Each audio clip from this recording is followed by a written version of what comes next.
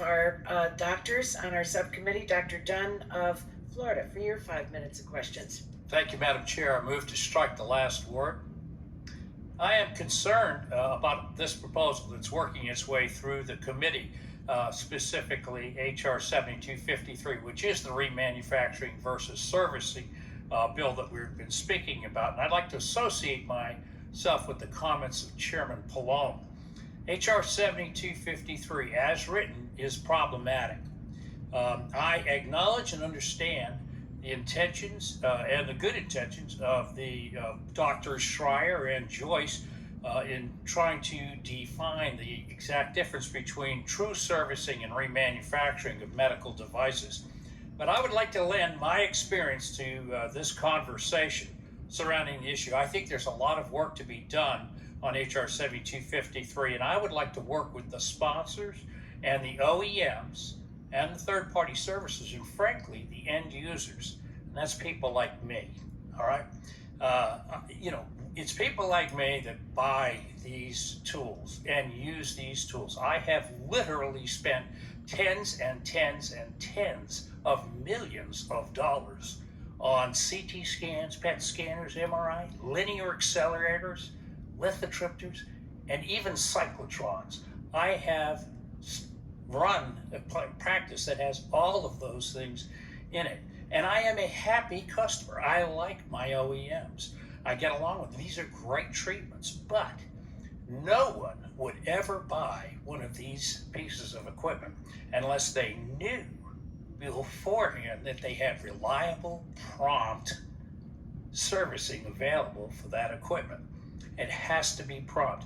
And this is not a complaint about the equipment. It's just high technology needs a lot of engineering TLC. I want to give you an example. It's Friday, your linear accelerator broke down. You're treating people with radiation therapy for cancer.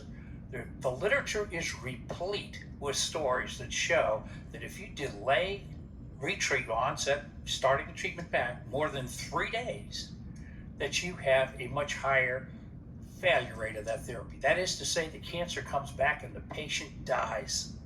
So I'm here to tell you that slow service on these piece of complex machinery kills patients. And that applies just exactly as much to diagnostic therapies as it does therapeutic. I never would have bought the machines I bought unless I had a cadre of reliable, prompt servicing people available to me.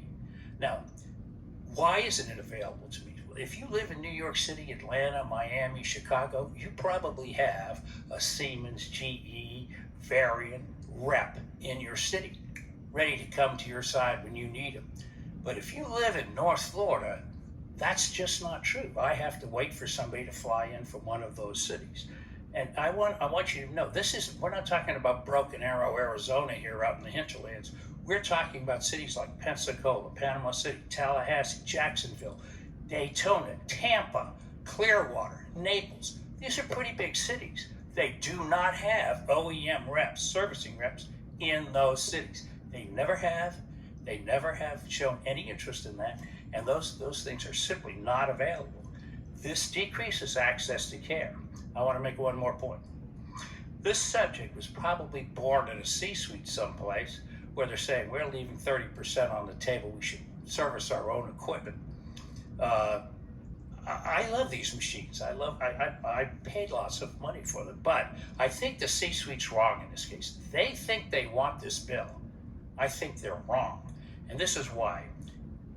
Their universe of people to buy these machines shrinks if they put these servicers out of business. I just don't buy the machines. So all of a sudden you've got fewer machines up for sale.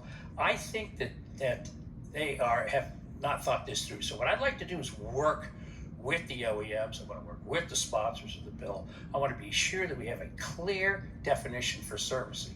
And I have seen all the iterations of this definition that have been coming out through the OEMs and the third-party servicers. Nobody's made it clear yet, I promise you that.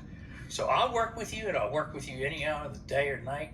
But, trust me, I love these machines, but I can't get behind this bill. So I appreciate your understanding, and I hope that y'all work for me. Will the gentleman yield? Thank you. Will the gentleman yield?